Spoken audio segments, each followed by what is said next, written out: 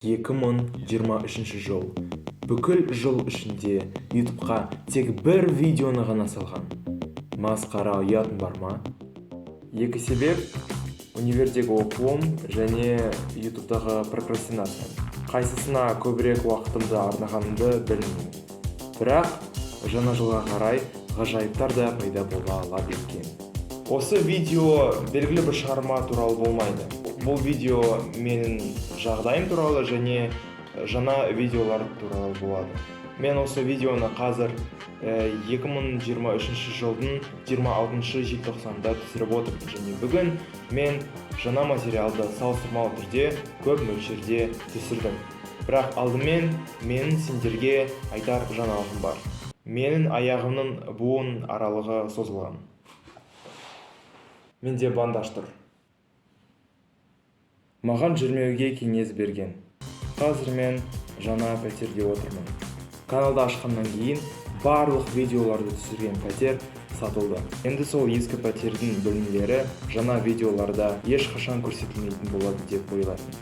Біз сол пәтерді биыл саттық.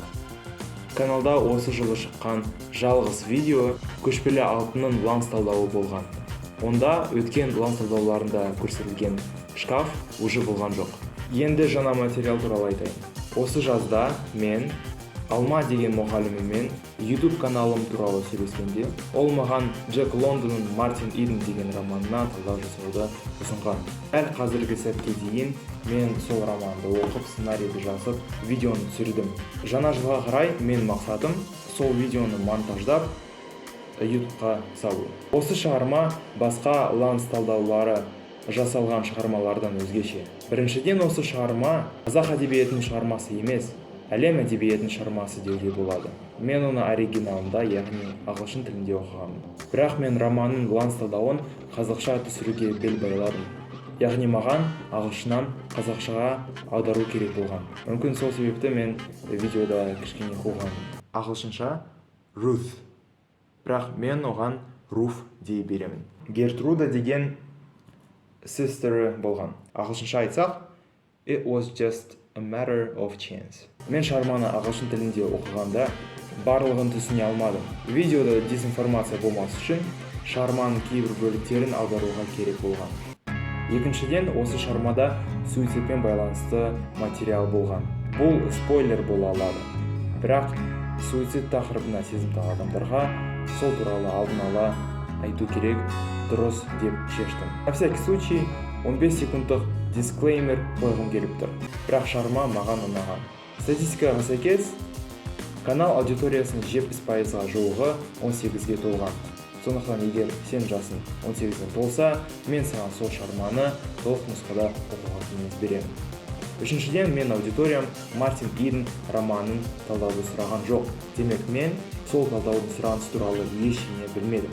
Видеода суицид туралы дисклеймер санағанда, мен осы видео басқа талдаулармен салыстырғанда азырақ рет қаралатын болады деп ойлаймын.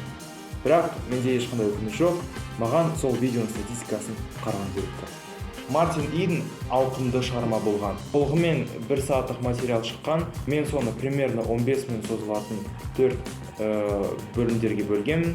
Мен осы 4 бөлімді премьера ретінде осы жылдың соңғы күндеріне бөлейін деп отырмын. Бірінші күннен кейін жаңа жыл келеді және примерно сол уақытта Шаштыға ланс талдауының сезоны басталды. Қазіргі сәтке қарай ол 59.000 рет қаралған болады. Статистикаға қарасаңдар, осы пиктер жалғыз ғана сол видеоның просмотрлары. Маған осының барлығы қатты ұнап тұр. Мен осы шығармамен тағы бір видеоны түсірдім. Бұл жай ғана шығармаға композициялық талдау болған. Мен каналымда видеоларды өте аз мөлшерде шығаратын білемін. Мен уақытым универ мен прокрастинацияға бөлінгендіктен, мен видеоларды тек қана каникул уақытында түсіре аламын. Каникулым жақында бітеді және канал тағы да жаңа видеоларсыз қалатын болады деп ойлаймын. Пока что мен сендерге сюрприз дайындағанмын. Мен сол туралы басқа видеода айтып өттім. Егер барлығы жақсы болса, мен сол видеоны каналға 30 желтоқсанда шығарамын. Осымен болды. Жаңа жыл сендерге көп береке, сәттілік, бақыт, қуаныш әкелсін. Мақсаттарына жете беріңдер. Жаңа видеоларым жақында шығады деп үміттенемін. Көріскенше.